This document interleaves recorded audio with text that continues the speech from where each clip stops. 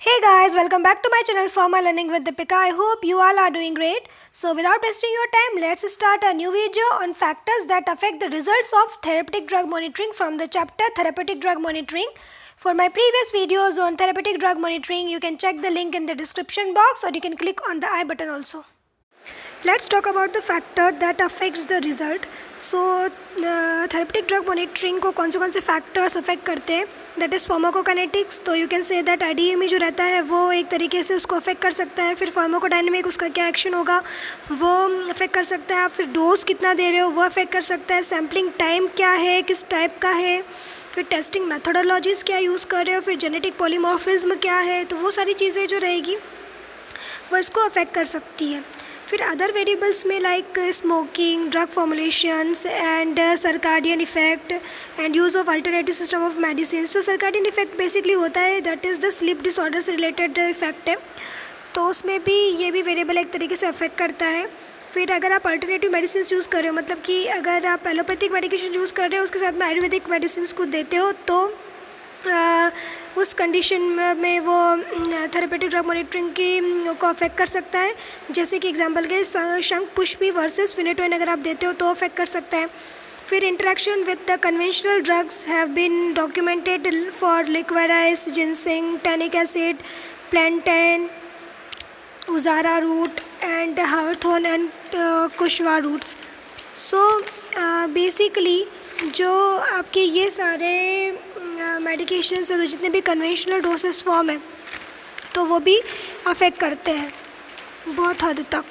तो जो लिकराइस होता है बेसिकली, तो लिकराइस आपका पेप्टिक अल्सर और इन्फ्लामेशन से आर्थराइटिस में यूज़ होता है. फिर जिनसिंग की अगर बात करें तो ये एंटीऑक्सीडेंट प्रॉपर्टी होती है या इरेक्टाइल डिसफंक्शंस के लिए यूज़ होता है. फिर आपका जो इम्यून सिस्टम रहता है उसको बूस्टअप करने के लिए अपन यूज़ करते हैं. फिर उसके बाद में आपका जो टैनिक एसिड है वो ब्लीडिंग को स्टॉप करने के काम में आता है. फिर प्लैंटोइन जो है वो आपके कफ वुंड्स और इन्फ्लाम स्किन या इन्फेक्टेड बाइट्स वगैरह कुछ रहते हैं या इंसेक्ट बाइट किया हुआ है तो उस कंडीशन में यूज़ होता है. फिर उजारा के जो रूट रहते हैं वो डायरिया के लिए यूज़ होते हैं बेसिकली, जो और कामिंग इफ़ेक्ट प्रोवाइड करते हैं. फिर हार्थ्रोन जो रहता है वो कार्डियक हार्ट फेलियर में यूज़ होता है. प्लस चेस्ट पेन अगर हो रहा है या बीपी आपकी बढ़ चुकी है तो उसमें, या कोलेस्ट्रॉल लेवल आपका इंक्रीज़ हो गया है तो उसमें काम आता है. फिर जो क्विशिन है वो बेसिकली, क्विशिन जो है एक जापानीज़ ड्रग है, तो बेसिकली ये आपके ब्लड सर्कुलेशंस को इम्प्रूव करने के काम में आता है. तो जब इस कंडीशंस में ये सारी जो मेडिकेशन है आपके आयुर्वेदिक प्रिपरेशंस अगर आप एलोपैथिक प्रिपरेशंस के साथ में देते हो तो इंटरेक्ट कर सकते हो. तो इंटरेक्शन के टाइम पे यही है कि फिर वो फैक्टर्स एक तरीके से अफेक्ट करेगा अगर आप थेरेपेटिक ड्रग मॉनिटरिंग कर रहे हो तो.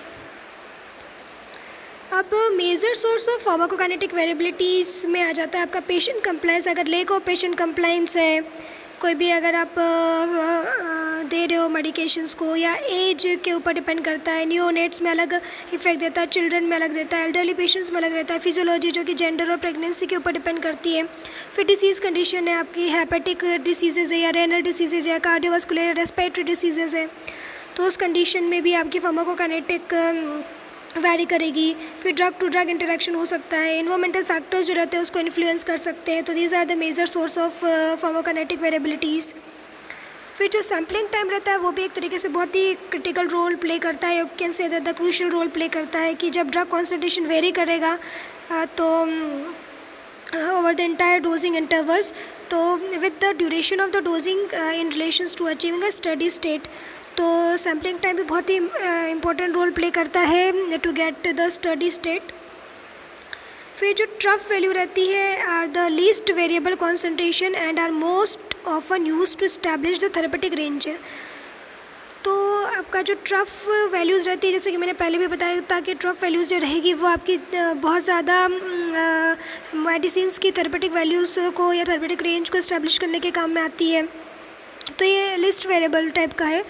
और drug with short half lifes require trough concentration monitoring. जैसे कि पहले मैंने एक्चुअली आपको प्रीवियस लेक्चर में भी ये चीज़ बताई थी कि जो शॉर्ट हाफ लाइफ रहती है जिन ड्रग्स की, तो उनको ट्रफ कॉन्सेंट्रेशन अपन मॉनिटर करते हैं, और जिनकी लॉन्ग हाफ लाइफ रहती है तो उनका अपन पीक कॉन्सेंट्रेशन को मेज़र करते हैं. या फिर any point in the dosages interval you can measure the therapeutic range.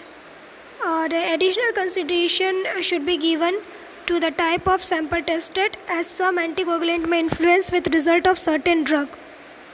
तो कुछ मेडिकेशंस ऐसी होती हैं तो वो आपके रिज़ल्ट में इंटरफेयर कर सकती है, जैसे कि आप एंटीकोगुलेंट दे रहे हो तो वो आपके रिज़ल्ट में इफेक्ट कर सकती है. तो लिथियम और heparin affect the lithium results. Example के लिए आप देख सकते हो कि जब आप लिथियम दे रहे हो और हेपरिन दे रहे हो तो वो आपके रिजल्ट को अफेक्ट कर सकता है. वाइल कुछ ऐसे जेल सेपरेटर्स होते हैं जो कि इंटरफेयर कर सकते हैं with the result of other drugs. So जो सेंसिटिविटी एंड स्पेसिफिसिटी होती है टेस्टिंग मेथोडोलॉजी की वो भी कंसिडर करी जाती है. अब जो फैक्टर्स अफेक्ट करते हैं डेटा के इंटरप्रिटेशन में, तो दीज वरे फ्रॉम ड्रग टू ड्रग. सो सबसे पहले आप प्रोटीन बाइंडिंग की बात करते हैं तो therapeutic drug monitoring assays typically requires serum और plasma and usually measure both the bound and unbound drug. तो थेरेपेटिक ड्रग मॉनिटरिंग करने के लिए you have to collect the sample of your blood and आप उसमें से सीरम या plasma कुछ भी ले सकते हो और उसमें आप जो भी बाउंड है और अनबाउंड ड्रग्स है तो उन दोनों के कॉन्सेंट्रेशन को you have to calculate, even though it is the unbound drug that react with the receptor to produce a response. तो जो अनबाउंड ड्रग रहती है वो क्या करती है, बाद में अपने रिसेप्टर्स के साथ में रिएक्ट करेगी और आपके रिस्पॉन्स को प्रोड्यूस करेगी. तो इसलिए आपको बाउंड और अनबाउंड दोनों ड्रग के कॉन्सेंट्रेशन को मेज़र करना पड़ता है. So this is seldom an issue. तो सेल्डम एन इशू मतलब कि कभी कभार होने वाला इशू जो रहता है. तो unless the patient binding capacity is altered due to disease stage, drug interaction और नॉन लिनियर बाइंडिंग. तो क्या होता है कि कभी कभी ऐसा होता है कि पेशेंट की बाइंडिंग कैपेसिटी जो रहती है वो अल्टर करती है. तो किस वजह से अल्टर कर सकती है, अगर पेशेंट को कोई डिसीज़ कंडीशन है, डिसीज़ कंडीशन मतलब कि उसका किडनी ढंग से काम नहीं कर रहा है या फिर उसका लीवर ढंग से काम नहीं कर रहा है, तो उस कंडीशंस में अफेक्ट कर सकता है.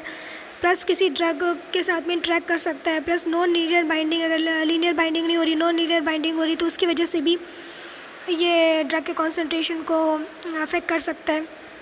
फिर in such cases the effect of the protein binding needs to be taken into consideration when interpreting the result. इस केस में आपको प्रोटीन बाइंडिंग भी कंसिडर करनी पड़ेगी. अब एक्टिव मेटाबोलाइट्स की बात करते हैं तो कुछ थेरेपेटिक ड्रग मेटाबोलाइट्स जो ऐसे रहते हैं उनको मेज़र नहीं करते पर वो एक तरीके से थेरेपेटिक रिस्पॉन्स पे कंट्रीब्यूट करते हैं. जैसे कि पेरिमिडोन है तो उसका जब अपन treatment is monitor by measuring the phenobarbitone and active metabolites. But primidone itself and other metabolites are also active. तो पेरिमिडोन के दूसरे मेटाबोलाइट्स भी उतने ही एक्टिव रहते हैं. तो कुछ ड्रग ऐसी होती है जिनके मेटाबोलाइट्स भी क्या रहते हैं, वो एक्टिव फॉर्म में रहते हैं. तो उसकी वजह से वो भी आपका एक तरीके से मेजरमेंट में, इंटरप्रिटेशन में अफेक्ट कर सकता है. तो ये चीज़ भी आपको ध्यान में रखनी पड़ेगी. फिर स्टडी स्टेट की कंडीशन की unless a loading dose of intravenous infusion is usually initially steady state must be reached before meaningful TDM is possible for those drugs that are given long term. तो steady state condition वही कि जब आप IV infusion दे रहे हो तो initially वो steady state में, मतलब कि इंट्रावेनस जब इन्फ्यूजन करते हो तो ऑब्वियसली बात है कि जल्दी से आपको स्टडी स्टेट में रीच हो जाता है वो ड्रग, तब TDM उसका कर सकते हो. पर कुछ ड्रग्स ऐसी होती है जो कि लॉन्ग टर्म के लिए वो रहती है, इफेक्ट देती है. तो उस कंडीशन में भी आपको TDM करना रहता है.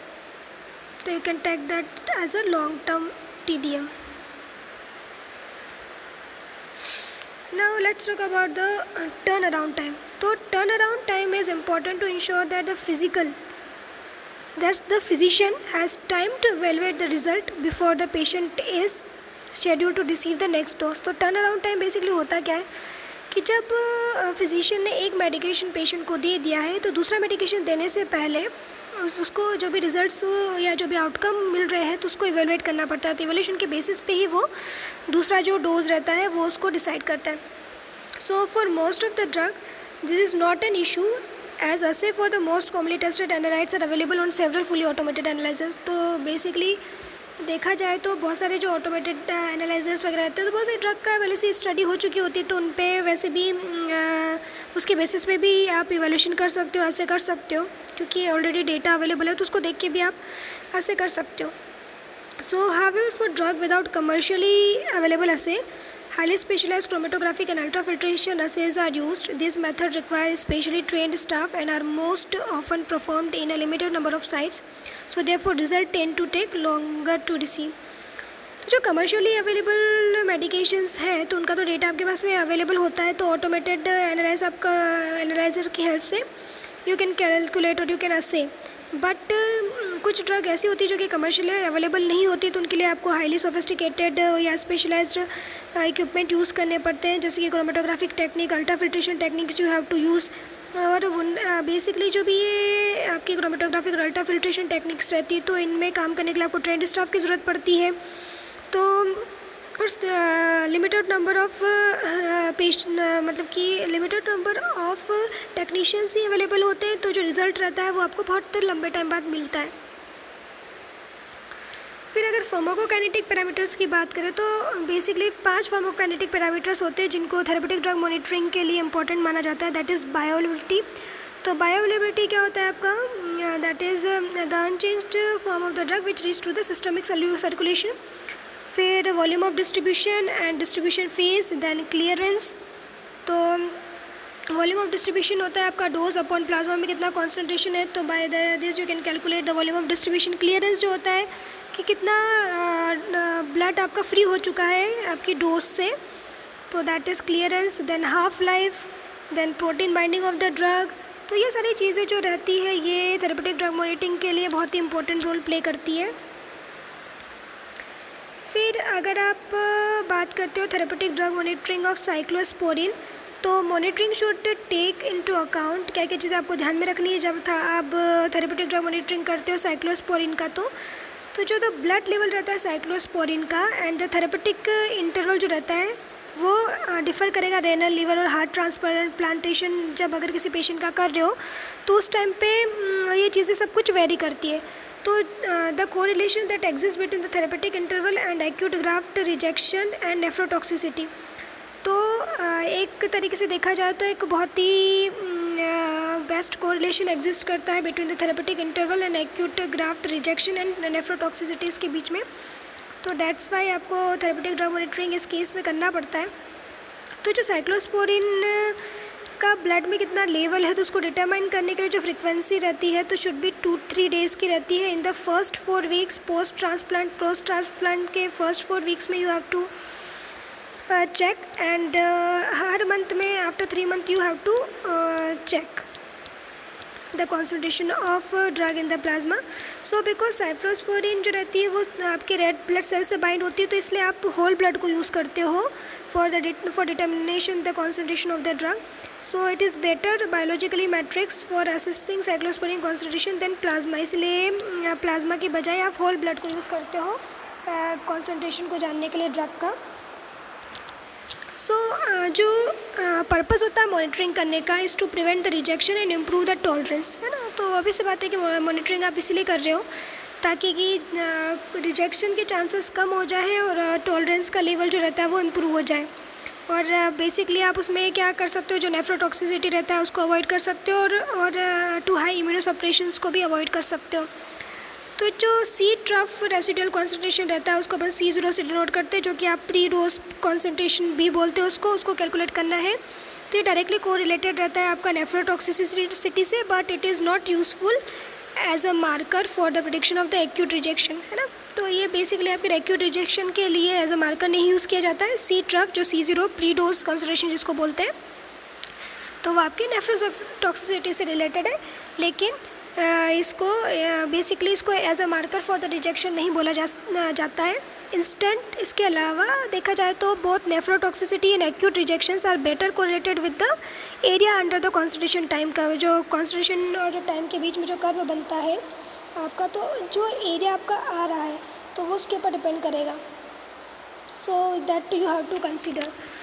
सो 0 to 4 आवर्स या फिर आप 0 to 12 आवर्स के बीच में AUC 0 to 4 या AUC area under curve 0 to 12, तो ऐसे आप इसको कंसिडर कर सकते हो।